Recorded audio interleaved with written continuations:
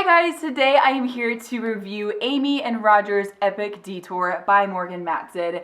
This book was so good. I am very much a mood reader and I've had this for a long time. I actually won this in a giveaway and I just loved it. It was so perfect. I picked it up, I read it in 2 days. I read one other book by her and it was Since You've Been Gone, and this book was one of my favorites of the year. I just loved it. I gave them both 5 stars, and if I had to pick, I like this one a little bit more, but they're both so good. Just so good. So if you don't know what this is about, it's about Amy, who has to travel from California to Connecticut.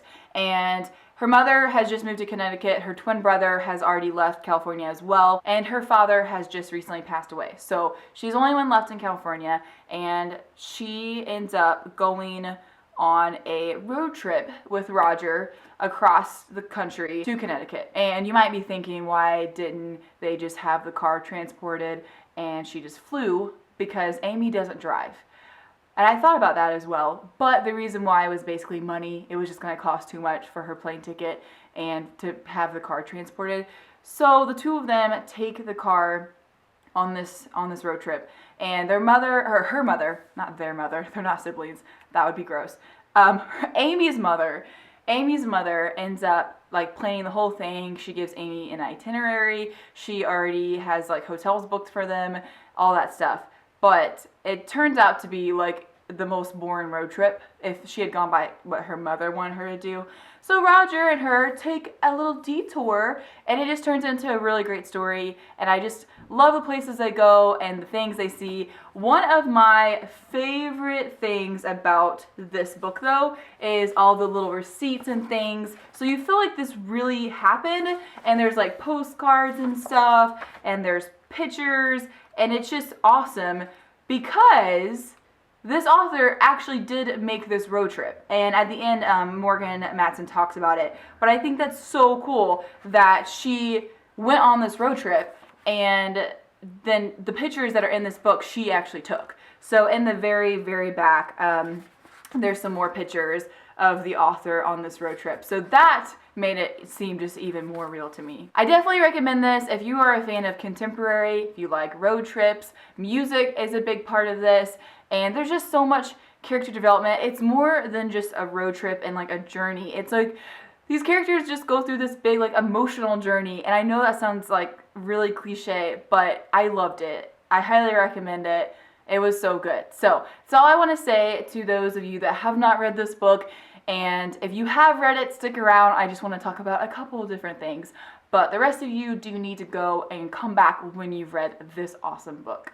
So like I said, I just want to talk about a couple things. I really don't have tons of stuff to talk about. I definitely like that Amy does kind of reconnect, I guess, with her brother. And, you know, he's choosing to cope in his own way. I'm not saying it's a good way, but that's what he chose to do, and you know, it ultimately ends him up in rehab, which by the way, I really liked it when she like broke in there. I'm like, go Amy. I did like by the end, you know, it was sad because people assume that they're like so close because they're twins, and actually in reality they're not close at all, and that made me sad for her. So I have hopes for them in the future, and I hope that they will kind of reconnect. And you know, they both lost a father, so they feel like they're both so alone, but if they would just connect and just talk to each other, I feel like, you know, they could work it out. I also did like that the mom and her kind of, you know, had that phone conversation like, you know, I think things are gonna be okay. And when Amy realized that her mother has also been alone for a month,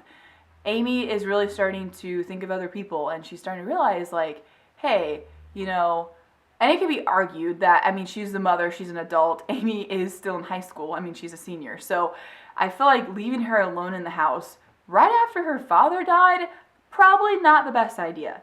Probably not the best idea. And I also don't blame her for not like wanting to go on this road trip with Roger, because how awkward would that be? Having to be in a car with someone for days and days. as someone you have no clue who they are. And what if they are super gross and they burp all the time and they're just nasty, and that'd be miserable. I loved like how it worked out though. I love that they went on their detours.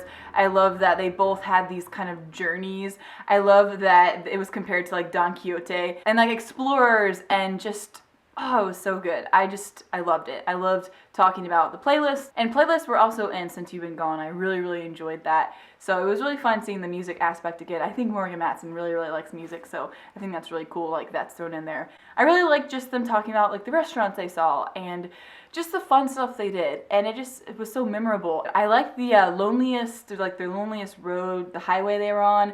That was cool. Morgan Matson talked about that in the back of the book, how she accidentally, just like them, wound up on it. And the scary thing was she was by herself. I mean, these two at least in the story had each other, whereas Morgan was completely by herself. She doesn't know how to change a tire, so I would have been pretty freaked out, but the picture was really cool. And she went through my state, which was cool, but it was one of the boring ones she didn't really mention too much about.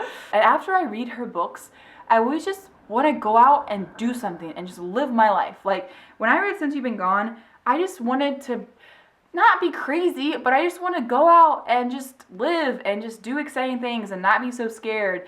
And same with this, I want to like go on a road trip and I want to explore and I want to just like push boundaries, and I don't know, I love her books. The only thing I think I had not a problem with, it just stuck out to me as odd, is Amy and Roger's relationship.